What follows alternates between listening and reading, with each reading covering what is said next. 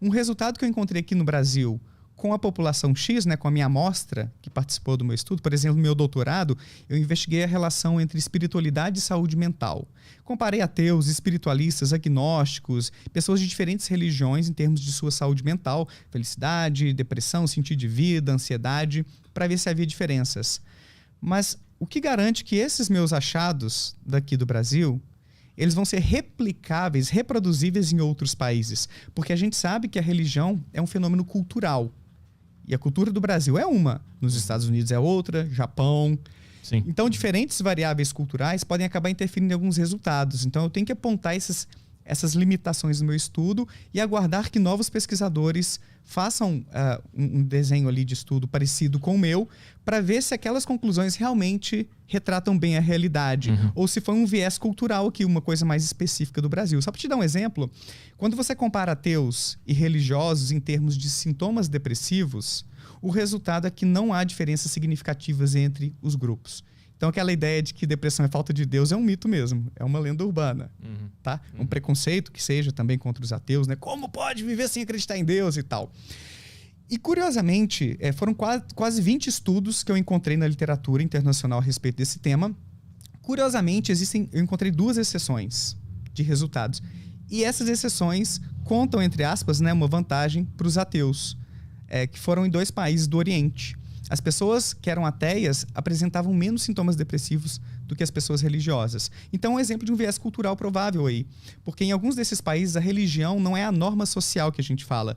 Não é um traço cultural forte que teria ali, sinalizaria para as pessoas que, eu sei o que esperar do Petri, porque ele é da religião X ou Y, posso confiar nele. Eu respeito ele porque ele é religioso, ele é da minha comunidade. Em países onde a religião é a norma social, igual aqui no Brasil, né, principalmente com o cristianismo, a relação entre religiosidade e saúde mental costuma ser mais significativa. Em países onde isso não é muito forte, pode não ter efeito nenhum e, em alguns casos, pode até ser o contrário. Pessoas religiosas terem pior saúde mental.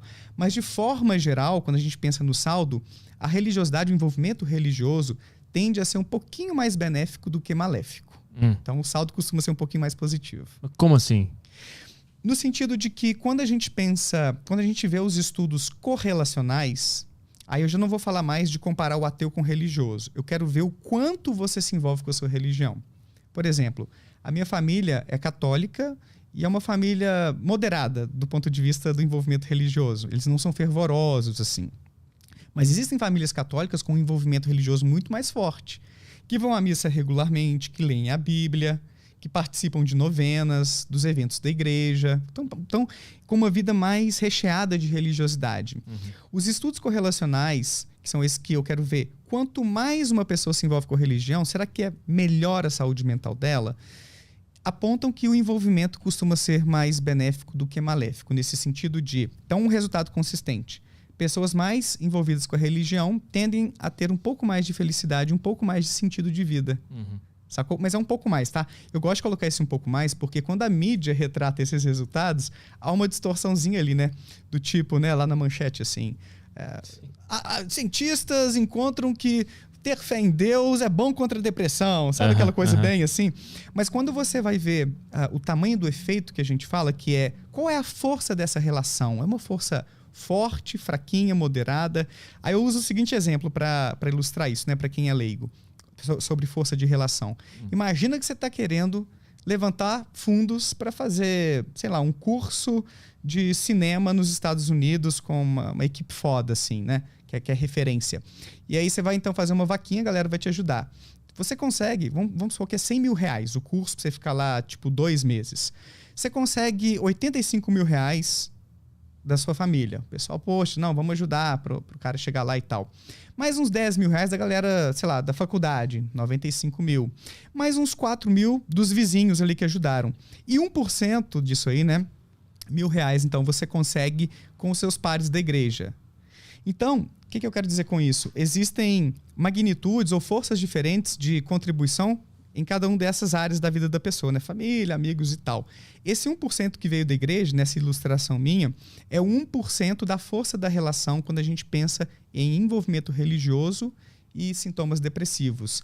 Então, pessoas mais envolvidas com a religião tendem a ser um pouquinho menos depressivas. Esse um pouquinho é quanto? 1%.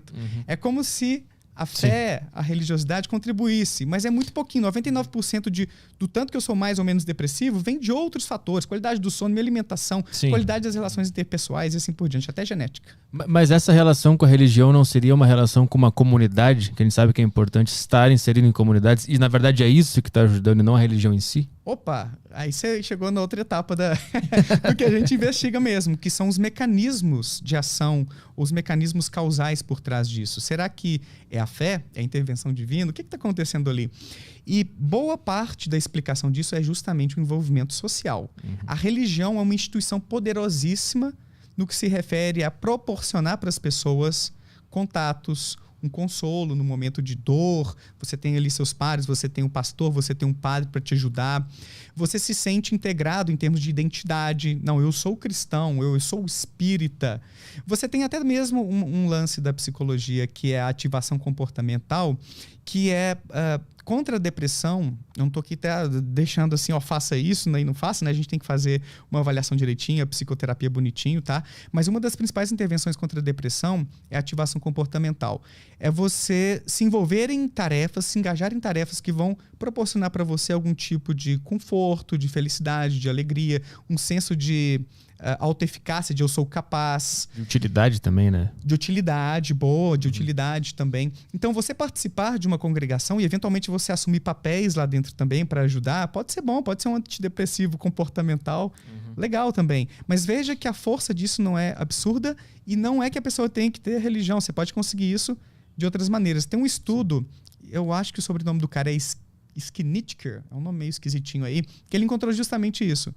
Ele viu que o envolvimento religioso se correlacionava com um pouquinho menos de sintomas depressivos, mas ele checou numa segunda análise que bastava você estar integrado socialmente em qualquer tipo de grupo para você ter aquele mesmo resultado. Você pode participar de um grupo de motociclistas, por exemplo, saca? Eu mesmo que sou ateu, eu tenho, sei lá, eu participo de uns 7 grupos de ateísmo, e a gente troca figurinhas, eu tenho um grupo de youtubers, grupo de divulgadores científicos, então eu me sinto muito integrado socialmente com a galera da ciência, com a galera do ateísmo, do ceticismo.